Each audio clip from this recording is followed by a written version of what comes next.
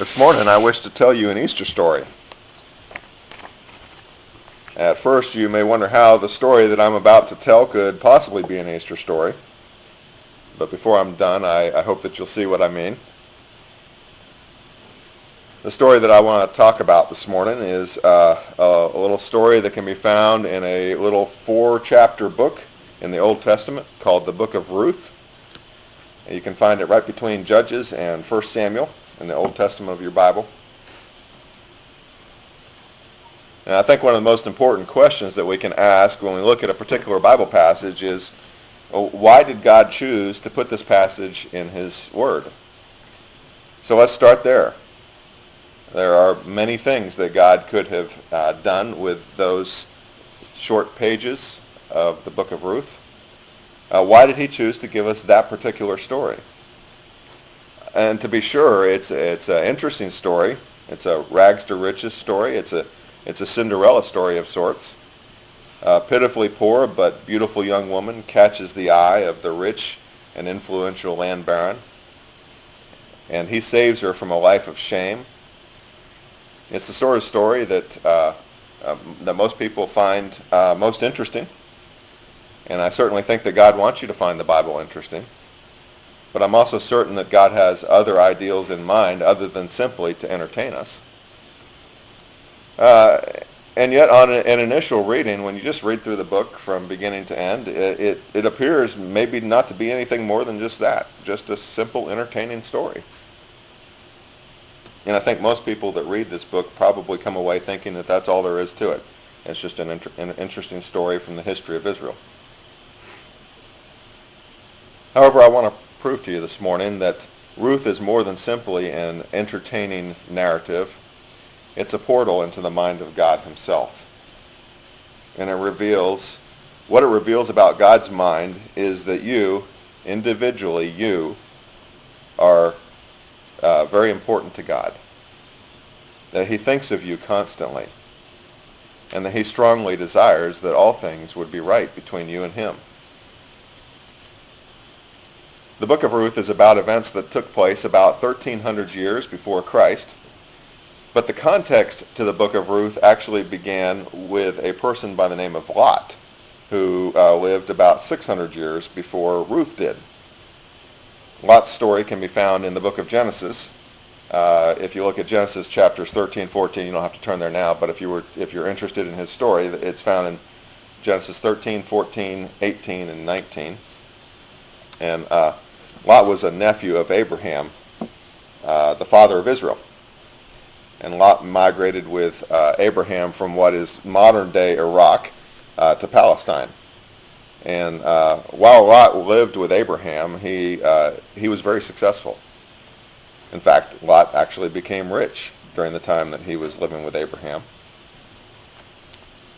But he started making some bad decisions. At first, these decisions were simple little decisions that seemed innocent enough. The first such decision was that when, for economic reasons, he decided to move away from the place where Abraham lived. And the place where Abraham was a place named Bethel. And that's interesting because Bethel means house of God.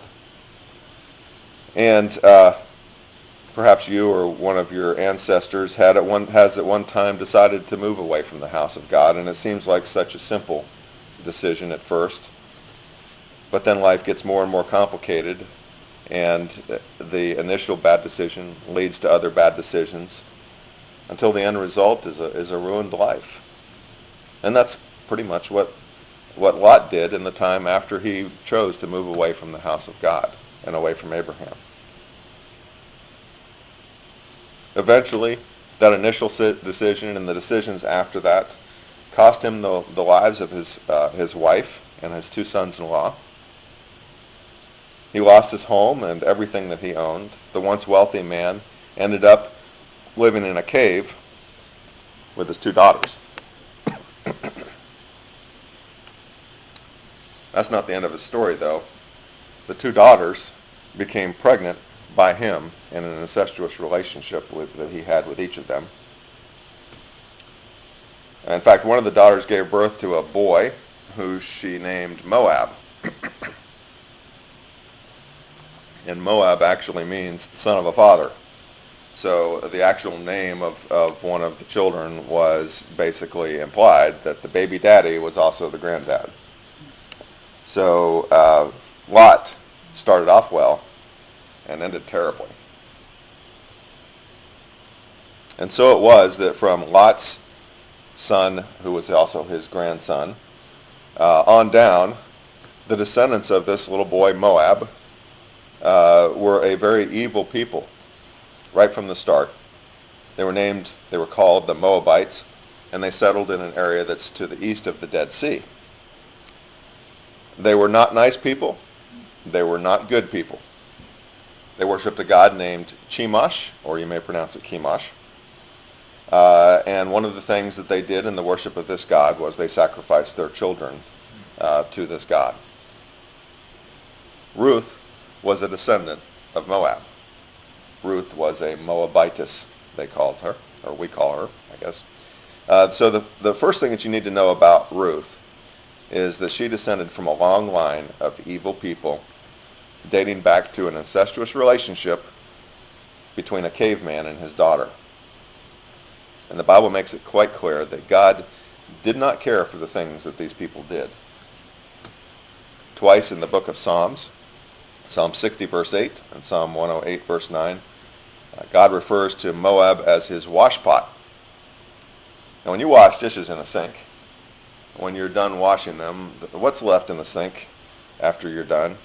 There's pieces of scum and waste that were on the dishes. So I think what God is implying by calling Moab his washpot is that the Moabites were full of waste and scum. That's not a very good rating from God for the Moabites. When the Israelites were moving from Egypt to Canaan, the Moabites were worried about them, and they hired someone by the name of Balaam. And Balaam was the sort of person that we would today refer to as a shaman or a witch doctor. And they hired him to place a curse on Israel.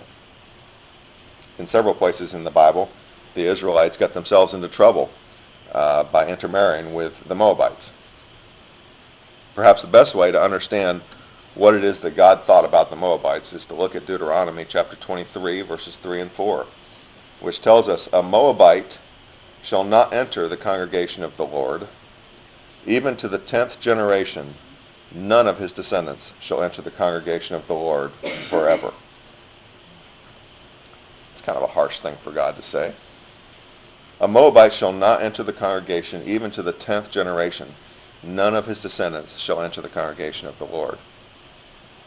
10 generations is a long time. Just to give you an idea of how long a time 10 generations is, my son has traced my family back many generations. So I counted 10 generations back in my own family, and I picked somebody.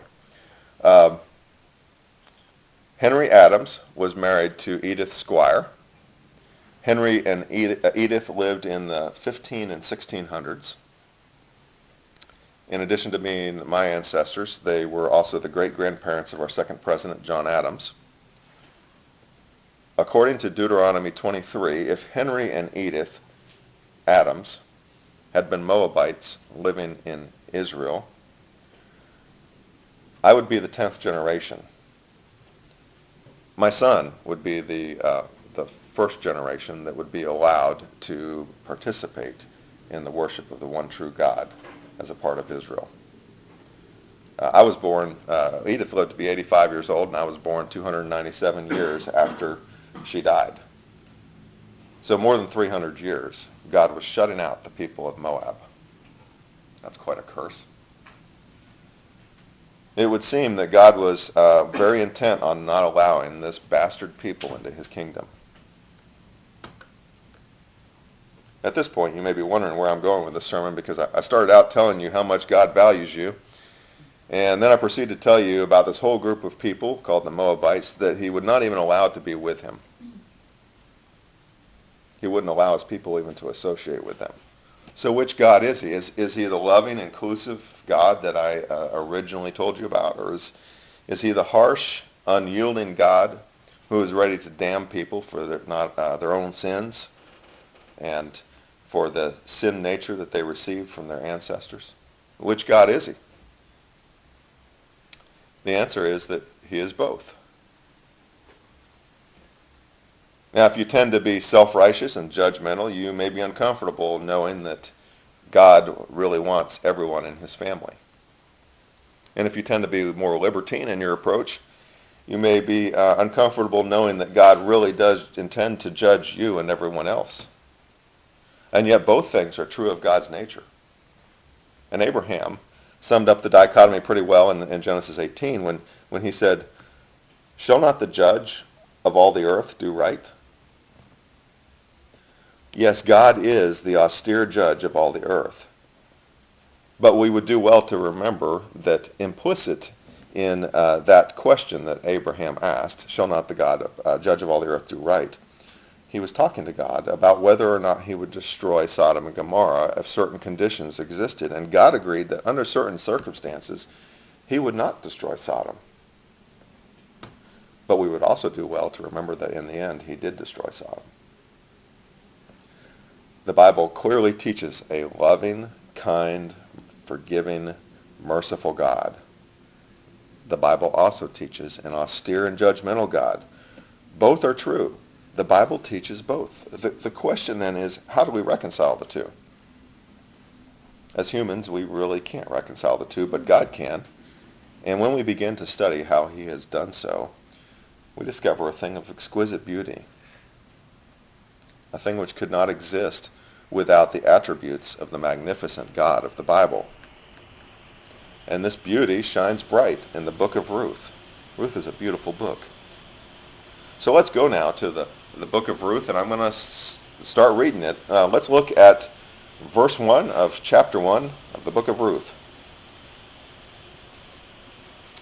Now it came to pass in the days when the judges ruled that there was a famine in the land. And a certain man of Bethlehem, Judah, went to sojourn in the country of Moab, he and his wife and his 2 sons. Now the first verse tells us a lot. First of all, it tells us that this story took place in the days of the judges. The book of Judges comes immediately before the book of Ruth, and perhaps the best way to sum up the days of the book of Judges is with this key passage that appears 3 times in the book of Judges. In those days, there was no king in Israel. Every man did what was right in his own eyes. And so what we have here in the first verse of the book of Judges is a very good example of someone doing what was right in his own eyes. Any man who lived in Bethlehem during that time was aware that God had repeatedly told his people to have nothing to do with the Moabites. Any man of Bethlehem would have known about Numbers 25, which tells of the Israelites being led astray by the Moabites and therefore bringing upon themselves God's judgment. Any man of Bethlehem would have known about the 10 generations rule, the command to stay away from those who were descendants of Moab for 10 generations. The instructions were clear. Stay out of Moab. But this man of Bethlehem, Judah, he still went to Moab because he did what was right in his own eyes. Bethlehem means house of bread. Yep, Bethlehem means house of bread. I just pointed at Mark because I've heard him say that before, actually. Bethlehem means house of bread. It's no accident that it was given that name. It was surrounded by grain fields. And note that it does not say that this man, when he left to go to Moab, and there was a famine, but it doesn't say that he was starving. It just says that he left because there was a famine. But it's interesting to note that from the context you can tell that this man was pretty much the only guy that left. So it wasn't really necessary for him to leave, but for whatever his personal reasons, he decided to move his family to Moab. The Israelites of that day lived on the land that each of them individually lived on because this was their promised land. And each man resided on his family inheritance, the land that God had given to him. And so let's get this straight. In a time of famine, this man left the house of bread. He left the very fine inheritance that God had given him, and he went to live amongst a people, a cursed people, a people that he had no business living amongst. And I want you to notice a little idiosyncrasy in the story here. The normal way to tell a story is you start off by telling the name of the person, and then you tell what this person did. In this case, the story starts right out of the gate telling us what he did. And then, to the Jewish reader of that era, the first question out of their minds when you tell what he did would be to question, who would do this? Who would leave the house of bread in a time of famine? Who would leave the very fine inheritance that God has given him to go live amongst a cursed and wicked people? The Jewish reader would read this and instantly ask, who did that? To answer that question, we have to go on to the first phrase of verse 2, which reads, the man's name was Elimelech. Here again, the Jewish reader of that era would be surprised, because Elimelech means God is king. The irony of this man's name is striking, because here we have the heart of the whole problem between God and man. Elimelech's very name acknowledges the kingship of God, just as your creation in God's image acknowledges God's kingship. And yet at the same time as his name said one thing, Elimelech did something else entirely. He rejected the inheritance that God gave him, trading it instead for a cursed life.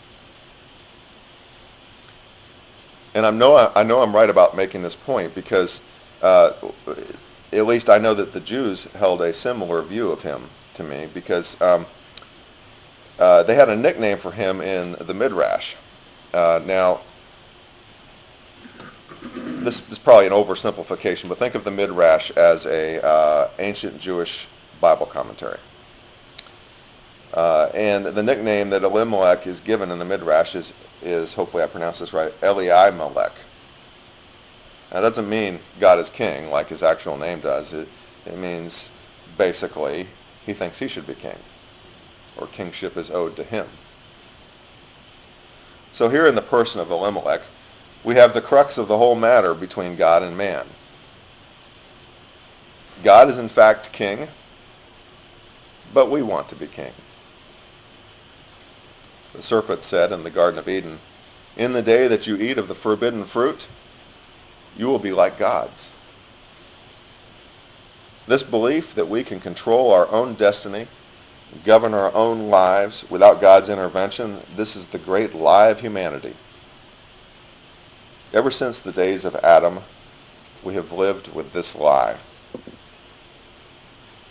Elimelech, therefore, makes a great type, or we might say an illustration of Adam, whose sin has led us all astray. So let's read on, beginning again in verse 2. And the name of the man was Elimelech, and the name of his wife Naomi, and the name of his two sons, Mahlon and Chilion, Ephrathites of Bethlehem, Judah. And they came into the country of Moab and continued there. And Elimelech, Naomi's husband, died, and she was left with her two sons. Okay, so this guy that caused all the trouble in the first place, he up and dies. You see, just like Adam has done his damage and then died and left all of us with the mess, that's what Elimelech did to his family. He's left us with the consequences of his decisions. Let's read on verse 4. And they, the sons, took for themselves wives of the women of Moab. The name of the one was Orpah, and the name of the other Ruth. And they dwelled there about 10 years. So now we actually really begin to see the folly of Elimelech's decision to leave his inheritance. Elimelech didn't just harm himself by making that decision. He took his two unmarried boys into Moab, Throughout the Bible, God most urgently warned his people not to marry the wicked people in the surrounding nations. And there was no surer way to destruction. There was no surer way to God's judgment.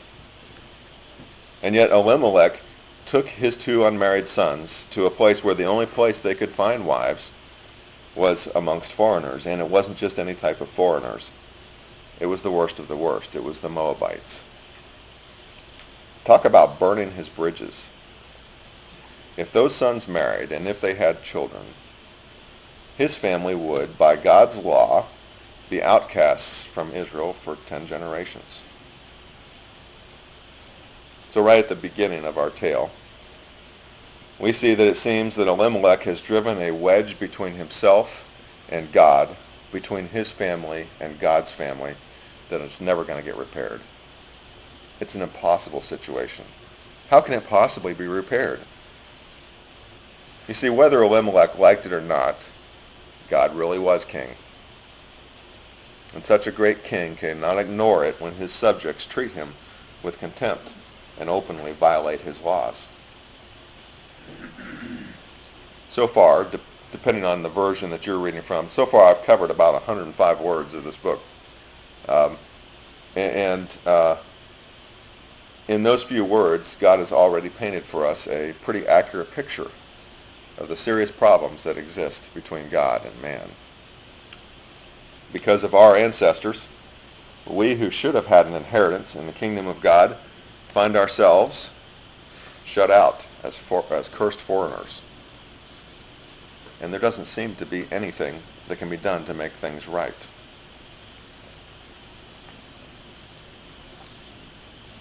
Let's read on. Verse 5. And Mahlon and Chilion died, both of them. And the woman, meaning Naomi, the woman was left of her 2 sons and her husband. In that culture, a woman with no sons and no husband was in deep trouble.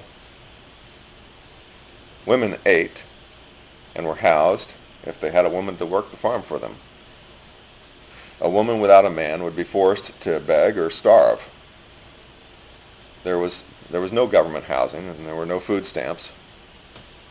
There was no safety net for her. She was in real trouble. Let's read on. Verse 6. Then she arose with her daughters-in-law, that she might return from the country of Moab. For she heard in the country of Moab how that the Lord had visited his people by giving them bread. Now here's an interesting thing. Elimelech's family left God's house of bread to avoid a famine, and doing so brought them death and starvation. Where did they expect to find God providing for his people, if not in his own house of bread? In a time of famine, it says, in a time of famine, God had visited his people in Bethlehem with bread. Jesus, who was born in Bethlehem, said of himself, I am the living bread which came down from heaven. If any man eat of this bread, he shall live forever, and the bread that I will give is my flesh, which I will give for the life of the world. Jesus is the bread who visited us in Bethlehem in a time of famine. So right when it seems that Elimelech's decision has created problems that can never be solved, God visits Bethlehem with the bread of life. This is a glimmer of hope for a desperate family. But there are still problems that they have no hope of solving. By this point, the inheritance that had been Elimelech's has passed into the possession of others. Other people are working the farm that he once owned. Naomi really has nothing to go home to. Her place in the kingdom of God is lost. And her daughters-in-law, Orpah and Ruth, for their part, they never had any part in the kingdom of God. They really have nothing to go home to. They don't even know anybody. And when they get there, they are excluded by the very law of God from even participating. So let's read on. Therefore, she, meaning Naomi, went forth out of the place where she was, and her 2 daughters-in-law with her, and they went on the way to return to the land of Judah. And Naomi said unto her 2 daughters-in-law, Go, return, each of you, to her mother's house. The Lord deal kindly with you, as you have dealt with the dead and with me. The Lord grant you that you may find rest, each of you, in the house of her husband. And then she kissed them, and they lifted up their voice and wept. And they said unto her, Surely we will return with you unto your people. And Naomi said, Turn again, my daughters, why will you go with me? Are there yet any more sons in my womb, that they may be your husbands? Turn again, my daughters, go your way, for I am too old to have a husband. If I should say I have hope, if I should have a husband even tonight, and would also bear sons, would you wait around for them till they were grown? Would you stay from having husbands for them? No, my daughters, for it grieves me much for your sakes that the hand of the Lord is gone out against me. And they lifted up their voice and wept again. And Orpah kissed her mother-in-law, but Ruth held fast unto her. And Naomi said, Behold, your sister-in-law is gone back unto her people and unto her gods. Return you after your sister-in-law. And Ruth said, Entreat me not to leave you, or to return from following after you. For where you go, I will go, and where you lodge, I will lodge, and your people will be my people, and thy God, my God. Stop right there. At this moment, that last phrase of what Ruth says, Ruth expresses something that is key to warming the heart of God. She chose to follow him. She chose him. She sought after him. God greatly values those that seek after him. Yeah, situation's impossible. But somebody in that impossible situation sought after him. In Proverbs 8:17, God says, I love those that love me, and those that diligently seek me will find me. There are some interesting things in the next verses, but for the sake of time, let's skip down to verse 22. So Naomi returned, and Ruth the Moabitess, her daughter-in-law, with her, which returned out of the country of Moab. And they came to Bethlehem in the beginning of barley harvest. Chapter 2, verse 1. And Naomi had a kinsman of her husband's, a mighty man of wealth, of the family of Elimelech, and his name was Boaz.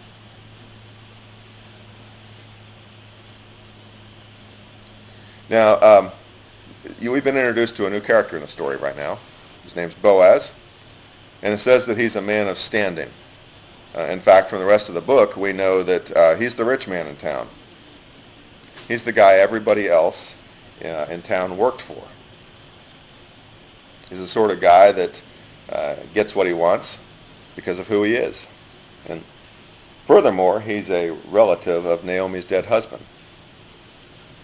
So here we have a poverty-stricken old woman and her daughter-in-law from a cursed nation. And here we have the town's rich man living in his big house surrounded by his fields full of laborers. There's one other thing that I want to mention right here. It says that they came to Bethlehem in the beginning of barley harvest. Does anybody know... Here's a tough question. I don't think anybody's going to know the answer, but if you do, just shout it out. In the year 2018, what day is the first day of barley harvest? The Bible actually tells you, but you'd have to go combing through things, and so I figured this out.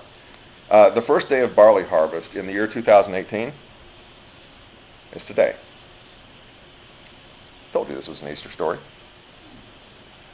So we are right now on the anniversary of of Ruth and Naomi's arrival in Bethlehem.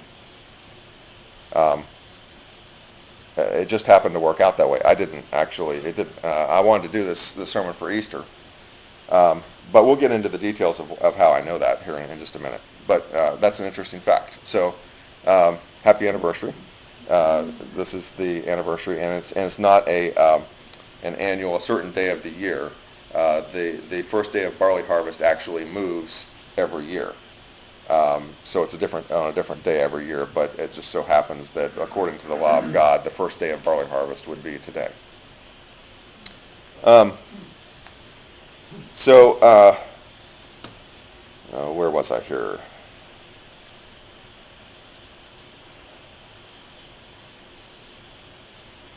Okay, so do you ever skip to the end of a book and just see how the book ends?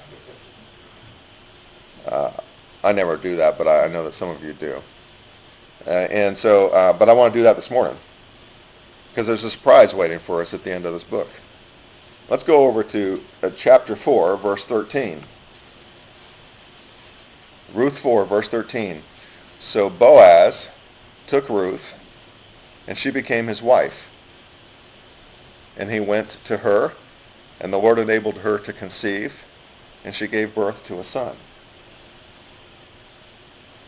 Now, it's amazing enough that the poor Moabitess, the cursed woman, ends up catching the eye of the rich man in town. But we all know that a man will lower his standards for a pretty girl, right? So we can see how that might happen.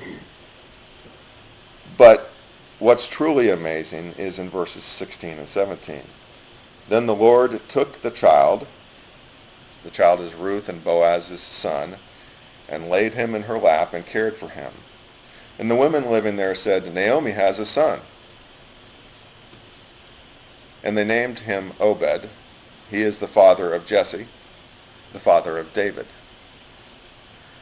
What is amazing about this is that God accepted Ruth. Not that Boaz did. God accepted Ruth. The judgmental, holy God who destroyed Sodom and Gomorrah, who demands perfection from his creatures and cannot abide evil, who commanded that the Moabite was not to be allowed into his congregation for 10 generations. That God made an exception to the 10-generation rule for Ruth. And boy, did he ever make an exception. Not only did God make an exception for Ruth, she actually flourished. She had a son named Obed. That's 1 generation. Jesse had a son named David. Named Jesse. No. Obed had a son named Jesse. That's 2 generations. Jesse had a son named David. That's 3 generations. And God himself made David not just a citizen of Israel, the king of Israel. And David was the ancestor of the real man from Bethlehem, the real bread of life, Jesus himself. So if you're sitting here today and you know that you don't measure up to God's standard of perfection, that should be all of us, because the Bible says that all have sinned and come short of the glory of God. And you're sitting here realizing that a perfect God, by his very nature, would require judgment on you. Does it help to know that God made an exception for the descendant of a bastardized, incestuous people, for a woman who once worshipped a God who required child sacrifice? Does the fact that God made an exception for her strike you as hopeful? If God made a way for her, is it possible that he might make a way for you and me? If you're viewing this thing realistically, you know that you can never do anything to be in your own power to make yourself right with God. The only thing that you can ever do to be right with God is if he finds a way to let you off the hook without you ever doing anything good enough to deserve it. But how? How can a holy God make an exception? Doesn't his nature demand justice? Maybe if you can understand how the exception works, in the case of Ruth, maybe you'll understand how he might make an exception for you. and let you into his family. I realize for a lot of you, or probably all of you, this is a review, but we talk about this exception that God has made to let us into his family in all kinds of different ways, because the Bible gives us many illustrations. And this one in Ruth is just one illustration of that. So now I've told you the beginning of the story. I've told you the end of the story. The only thing that's left is for me to tell you how God made an exception in Ruth's case. So let's go back and read some of the things that we skipped over. Actually, let's go back to the last verse of the first chapter, which I read already rather quickly. So Naomi returned, and Ruth the Moabitess, her daughter-in-law, with her, and they returned out of the country of Moab, and they came to Bethlehem in the beginning of barley harvest. Now, we're going to get real technical with something in the Bible, so you're going to kind of have to amp up your ability to pay attention. We'll get through this and we'll get back into the more interesting stuff, but we're going to talk for a few minutes about barley. Now, why is barley? Barley's just a crop. There's lots of things we eat. We don't get into detail about things that we eat in our culture. Why talk about what the Jews ate? Well, barley is a very important crop in the Bible. And since we don't live in those days, there's something I need to explain to you. Well, there's things to explain to you about the symbolism of that food as it's used in the Bible, but there's also something I need to explain to you if you happen to be using a King James Version. The King James Version of the Bible was translated at a time when the word for any grain that had a head on it was corn. And so now, these days, we use the word corn for the type of grain that's actually really called maize. And so we use the word corn for maize.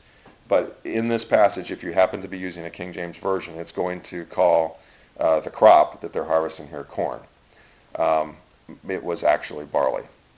The more modern translations have accurately translated that according to the modern English usage, but just wanted to make you aware of that in case you're using a King James Version.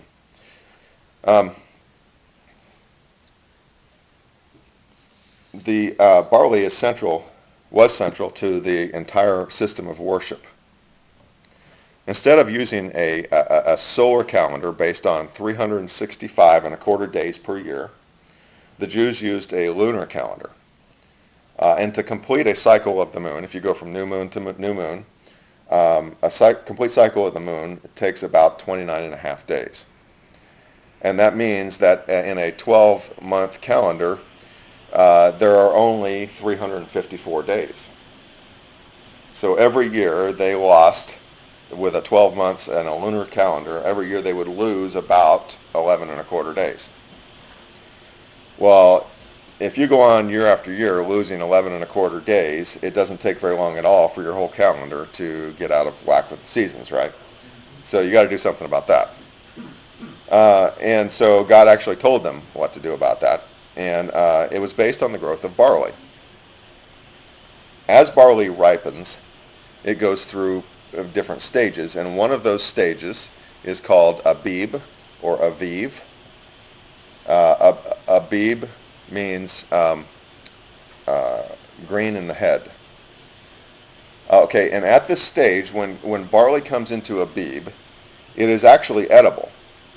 But you can't harvest it yet because it's still green. And so if you harvested it and you tried to pound it into flour, you would pound it into paste instead. And so it can't be harvested until the stalk dies and grows brittle. And so when barley comes into Abib, it will be brown enough to harvest in about 2 weeks.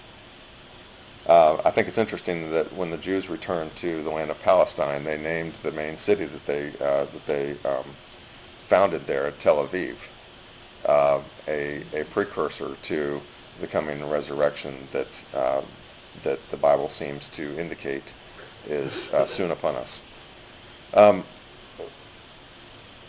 In Palestine, barley comes into Abib in the spring. And the Jews used the timing of that barley crop to regulate their calendar. In fact, the first month of their calendar, during which the barley always comes ripe, they called Abib.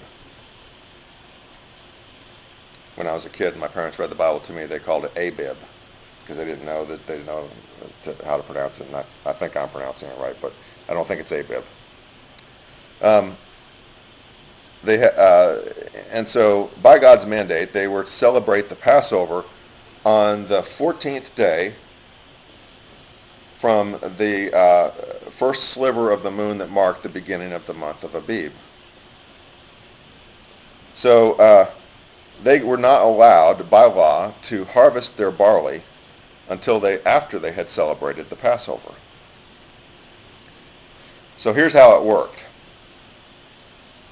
At the end of the 12th lunar month of a given year, when the moon first became a new moon, at the end of that 12th lunar cycle, the Jews would go out into the barley fields on the night of the first sliver of the next phase of the moon, showing the beginning of the next cycle, and there they would examine the barley to see if it had come into Abib. In other words, they would check to see if the barley, though still green, was fully developed inside the heads of grain. If the grain was in Abib, they would plan to celebrate the Passover in 14 days. The grain had to at least be in Abib because it takes 2 weeks for the grain to dry out after harvesting, or after Abib, and for them to harvest it. And if you read God's law concerning the Passover and the Feast of Unleavened Bread that immediately followed the Passover, you'll find that the barley had to be ready for harvesting by Passover, because harvested barley was necessary to the events of these days. Now, if they went out into the field on the night of the first sliver moon and they found that the barley was not yet in Abib, because their short calendar year had kind of slipped it up a little, they had slipped off enough that the barley wasn't ready yet, they would at that point insert a 13th month into the year, and that would push the month of Abib back by 1 moon cycle. And that would allow the barley to be fully ripe by the time the Passover came about the following month. They would still have to wait for Passover in order to harvest the barley. So why am I telling you all these details about barley? The reason is that I want to make a case to you that barley is a great illustration of the resurrected Christ. First of all, you can have no Passover without barley. God's law required that they use barley for the events surrounding Passover. Passover, of course, is a great illustration of the substitutionary sacrifice in which God withheld judgment on those people that had the blood of the Lamb painted on the doorframe of their houses. And by law, there could be no Passover until the barley was ripe and until it had died. They had to wait. As it says in Galatians 4:4, God sent forth his Son when the fullness of time had come. God sent forth his Son. Not only do you need barley to have Passover, as I said already, the barley must die first. There's no harvest until it's dry and brittle. This year, as in the year when Christ was crucified, the Passover occurred on this past Friday. And that means that the Passover occurred on the day before the Sabbath. So the Saturdays are Sabbath, and so the Passover was on Friday. The next day was the Sabbath.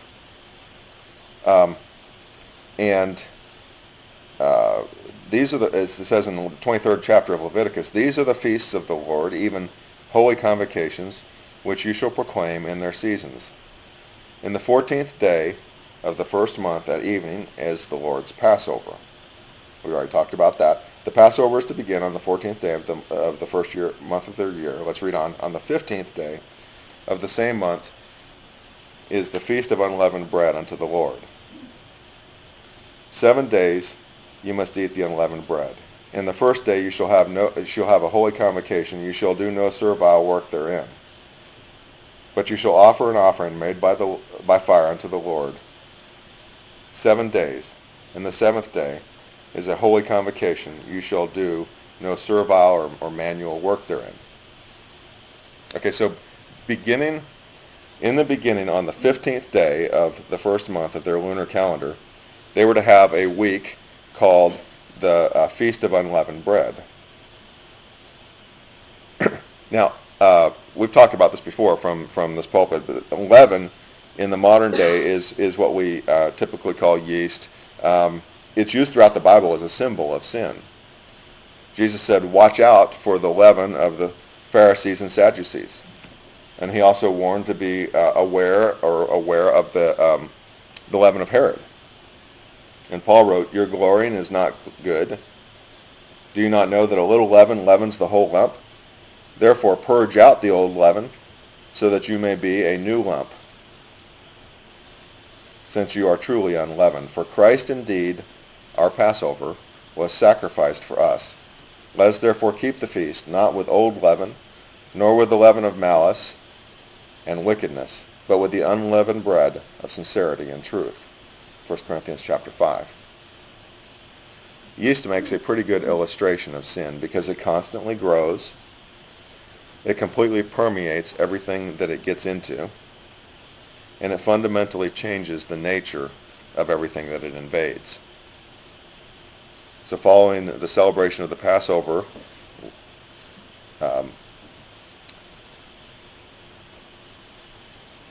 they were to celebrate 7 days of eating no leaven.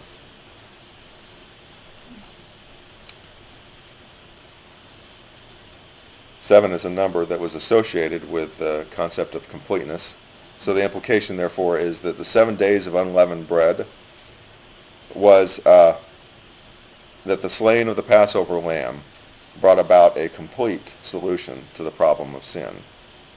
7 days of unleavened bread following the slaying of the Passover lamb. Now, let's read on. It says in the same passage, "The Lord spake unto Moses, saying, Speak unto the children of Israel, and say unto them, When you come into the land which I give you, you shall reap the harvest thereof, and you reap the harvest thereof. Then you shall bring a sheaf of the first fruits of your harvest unto the priest. And he shall wave the sheaf before the Lord, to be accepted for you. On the morrow after the Sabbath, the priest shall wave it." Okay, so here's where we get into why today is the beginning of barley harvest.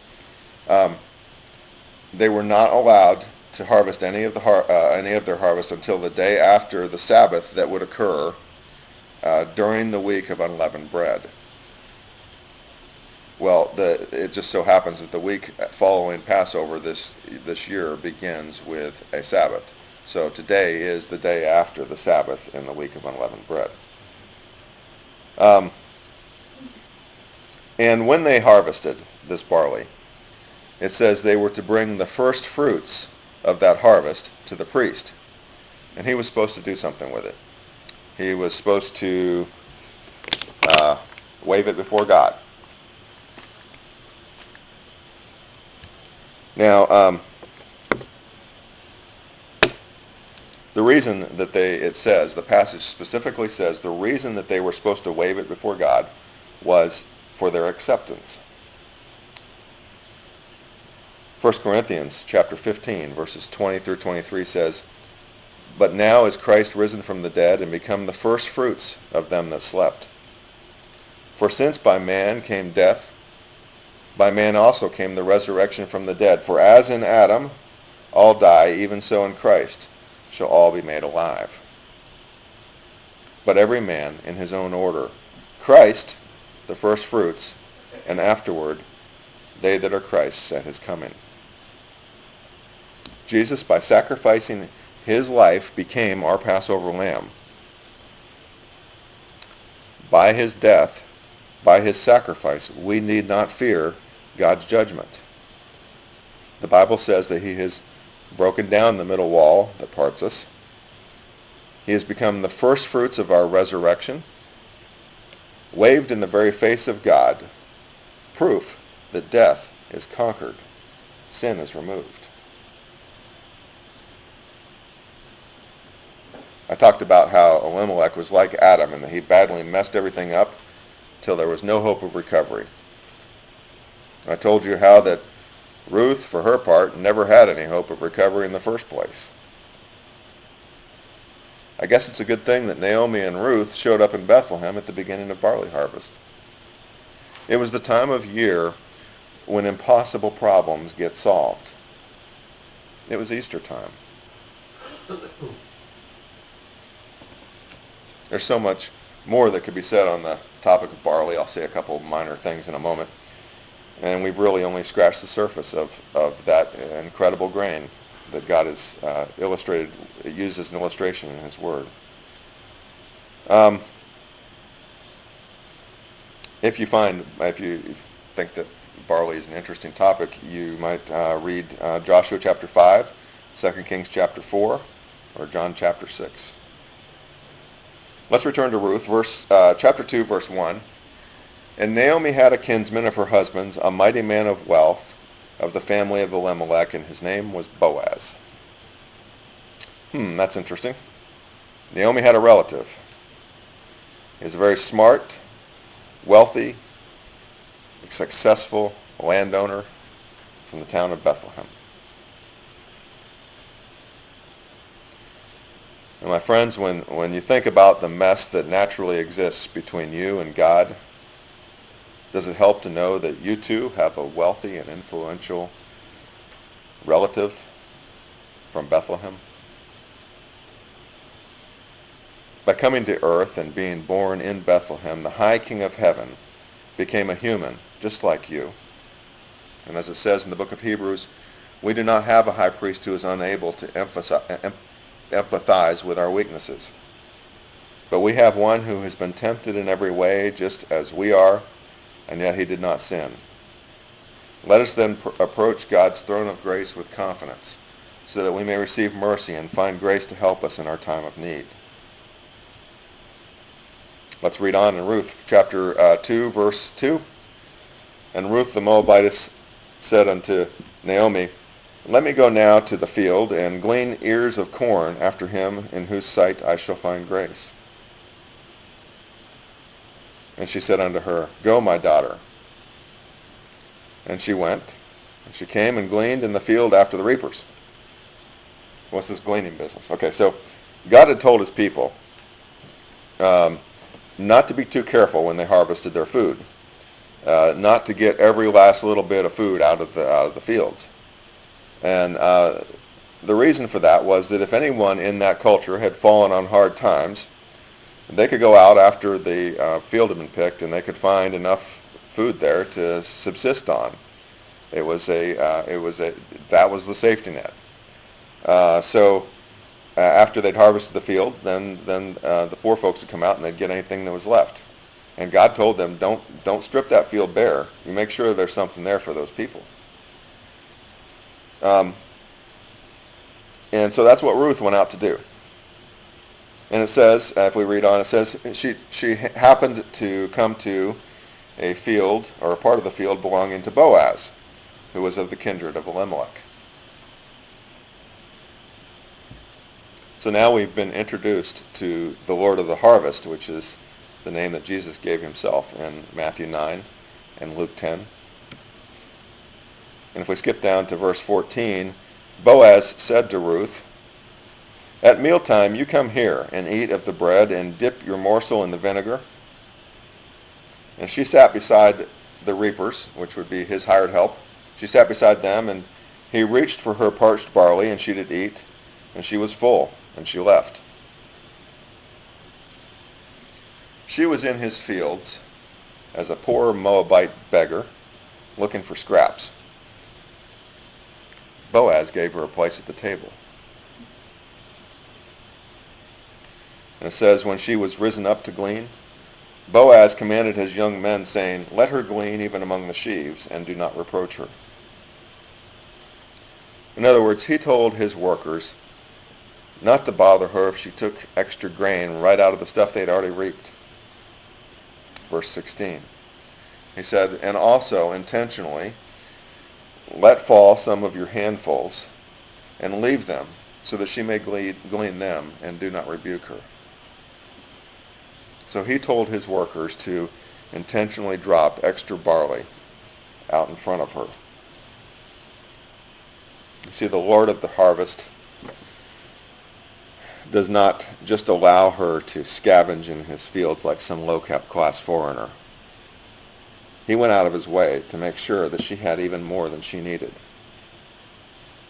And Jesus said, I am the bread of life. He that comes to me will never hunger. Jesus also said, so he that eateth me, even he shall live by me. This is the bread that came down from heaven, not as your fathers did eat manna and are dead.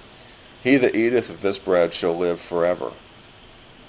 We mentioned manna there. So, manna was the bread that came from heaven that the children of Israel ate when they wandered in the desert. They stopped getting that bread and switched to the bread from the land when they crossed the Jordan River under the leadership of Joshua. And what time of year did they cross the Jordan River under Joshua? Well, the book of Joshua tells us that it was at the time of barley harvest. In 2 Kings chapter 4, there's a man that brought of the first fruits of his barley harvest, and he gave it to Elisha. Now, the priest in those days had gotten pretty wicked, and so he thought, well, I'm going to take it to a prophet instead of the priest. Remember, the Bible said, take those first fruits and take them to the house of God. So this man, instead of exactly obeying the commandment, he took his first fruits to Elisha.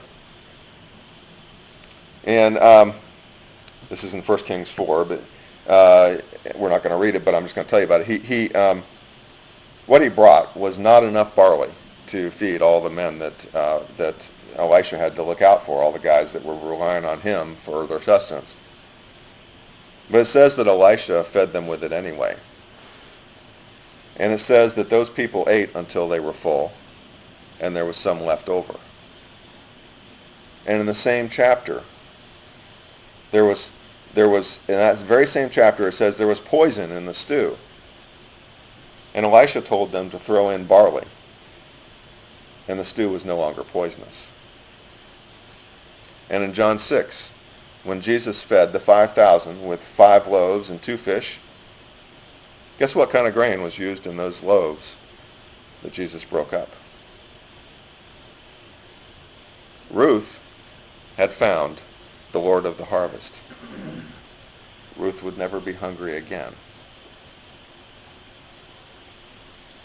Let's skip down to the end of verse 19. And Ruth told Naomi, this man's name with whom I work today is Boaz. And Naomi said to her daughter-in-law, blessed be he of the Lord, who has not left off his kindness to the living and the dead. And Naomi said to her, the man is of near kin to us. He is one of our next kinsmen. Now, it appears that Ruth probably didn't understand what was so special about the fact that Boaz was one of their near kinsmen. How could she? She was a Moabite, and she didn't know the customs of Israel. But when God set up the laws of Israel under the leadership of Moses, he made special arrangements for a special type of person whom the Hebrews referred to as a goel. In English, we refer to that person as a kinsman redeemer. Some of the modern English translations have a slightly different variation of that word, but let's say kinsman redeemer, a relative redeemer, a relative rescuer. A kinsman redeemer was a special kind of person, and he had special authority under the law of God to look out for the interest of his relatives.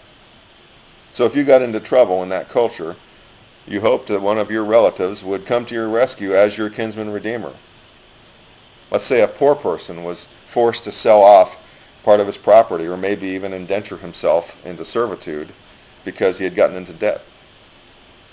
His nearest kin could step up and buy back what his relative had been forced to sell, according to Leviticus 25:48. And that kinsman redeemer, he was a rich benefactor. The person who had bought the property could not refuse to sell to him by law.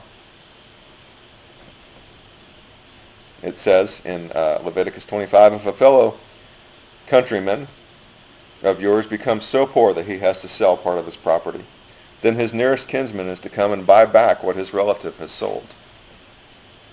And also remember that in that culture, if a woman ended up with no man to take care of her, she was in a tough situation. And so the law of the kinsman redeemer allowed for a family member, if a woman died without an heir, without a son to take care of her, the closest kinsman was to marry that widow, and if possible, give her a son to hand down the lost relatives, the lost male relatives' lineage, to provide a son for that man who died early.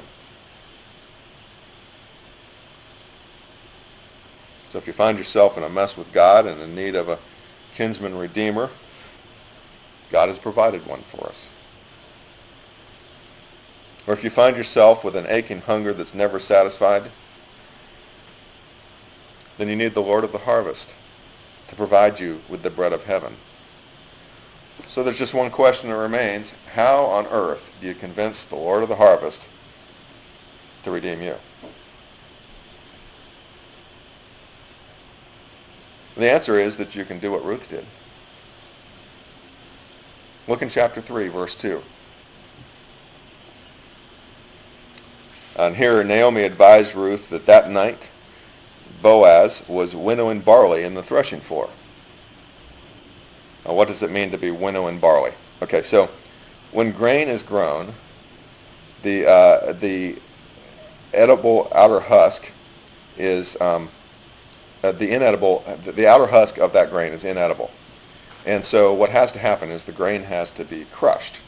And then when the grain is crushed, it separates from the inedible part separates from the edible part. And they take these big shovels or big forks and they throw the grain up in the air, and the wind blows the inedible part away. The edible part falls back down to the ground. Throughout the Bible, threshing floors are used symbolically of judgment.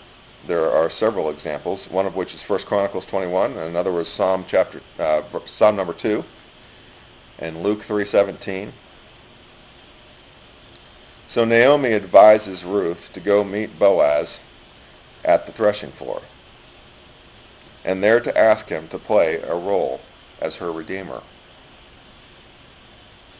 And you too, if you want the Lord of the harvest to redeem you, you must meet him at the place of judgment.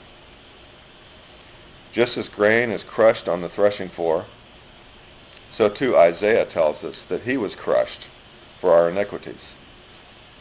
His punishment, the punishment that brought us peace, was upon him, and by his wounds we are healed. Let's skip down to chapter 3, verse 9. Ruth says to Boaz, so Ruth has gone to Boaz. She found him. She actually caught him sleeping. It was at night. And he woke up with a start. And here's what she says to Boaz. I am Ruth, your handmaid. Spread therefore your skirt over your handmaid, for you are a near kinsman. There are two things that are implied here. First of all, in Bible times, the hem of the robe that was down near their feet, they would wear on the hem of their robe, they would wear any insignias of their rank. You know, in the modern day, if you're a police officer or military man, you'll see either a symbol of rank on the collar or on the shirt sleeve. At that time, they would wear the symbol of rank at the hem of the robe. That's why in the time of Jesus, it tells us that people sought to touch the hem of his robe. It was a recognition that they saw the authority that Jesus taught with. And it's also why when King David, it tells us that one time King David caught Saul in a cave, and he cut off part of the hem of his robe. Well, it was David's way of saying, I could have had you, but instead I just took the symbol of your authority. And the second thing that's implied, and we talked about this at communion last week, and that is that robes are associated with righteousness. Zechariah chapter 3 is a good example of that. In like manner, if you want Jesus to play the role of kinsman redeemer in your life, you must meet him at the place of judgment, which is the cross. And on the basis of what he has done on the cross, you must place yourself under his authority and request that your own moral failures be covered by the righteousness of Christ. There's one final thing to consider. That's what you have to do to get the kinsman redeemer. There's something that you don't do, and it's also illustrated in the book of Ruth, and we're almost done here. But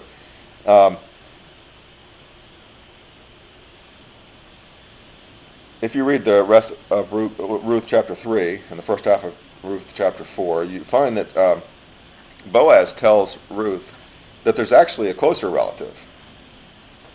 And this closer relative has the first right of redemption if he wants it.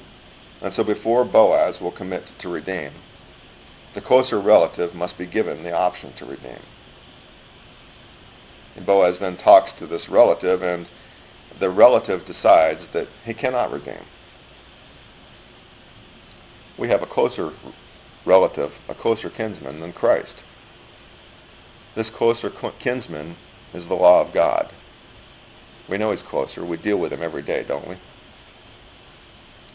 The law of God. And if you could get it all right and obey the law of God, yeah, that would work. But you can't. That kinsman will never redeem you.